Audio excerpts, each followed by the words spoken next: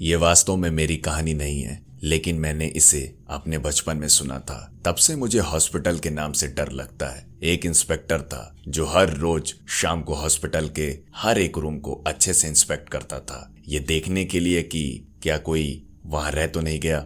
एक दिन रात के 1 बज रहे थे और हॉस्पिटल 5 फ्लोर्स का था और वो आदमी अपने तीसरे फ्लोर पर था। एक रात वो मुर्दा घर से होकर गुजरता है। क्या आपको पता है कि मुर्दा घर वो घर होता है जहां पर मरे हुए लोगों की लाशें रखी जाती हैं जब तक कि उनको दफना ना दिया जाए या जला ना दिया जाए।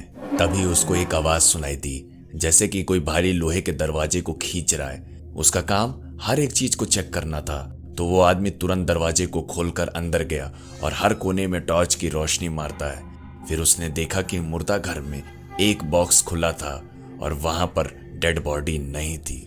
वो बॉक्स के पास गया और ध्यान से देखा, लेकिन वहां पर डेड बॉडी नहीं थी और उस आदमी के पास भी वहां पर कोई नहीं था। उसको लगा कि ये उसका वहम होगा और हो सकता है कि उस बॉक्स को कोई खुला छोड़कर चला गया होगा। वो उसको बंद करके वहां से वापस चला गया।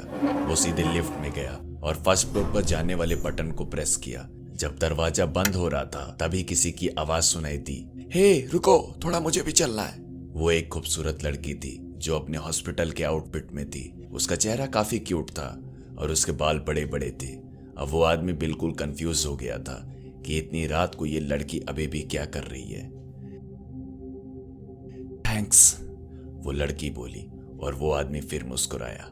फिर वो लड़की 2nd फ्लोर का बटन प्रेस करती है। वो इंस्पेक्टर उससे पूछता है कि आज उसको इतना देर कैसे हो गया। लड़की बोली कि वो अपना कुछ सामान अपने फ्रेंड के पास भूल गई थी जब वो अपने रूम में जा रही थी। बस उसे ही लेने के चक्कर में देर हो गई। लेकिन इससे पहले कि वो आदमी कुछ और कह पाता, लिफ्ट अचानक से नीचे आने की बजाय ऊपर जा रही थी।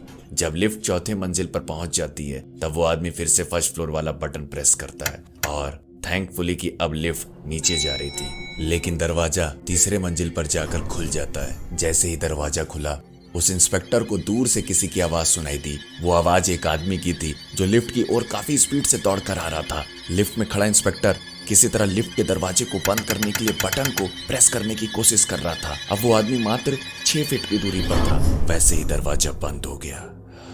अब जाके उसके सांस में सांस आई। लड़की काफी ज्यादा कंफ्यूज हो गई थी। तुमने उस आदमी को अंदर क्यों नहीं आने दिया? फिर उस इंस्पेक्टर ने जवाब दिया, जो पसीने से बिल्कुल भीग गया था, क्योंकि उस आदमी की कलाई में रेड टैग था। और रेड टैग्स का मतलब है कि वो आदमी पहले ही मर चुका है। उस लड़की की आंखें बड़ी हो जाती हैं और हंसने लगती हैं और इस इंस्पेक्टर के होश उड़ जाते हैं जब वो लड़की अपने स्लीव को ऊपर करती है और दिखाते हुए बोलती है कि क्या यही रेड टैग्स की बात कर रहे हो? कहानी तो यहीं पर खत्म हो जाती है, लेकिन जब कभी भी मैं इसे याद करता हूँ तो मेरे रोंगटे खड़े हो जाते हैं।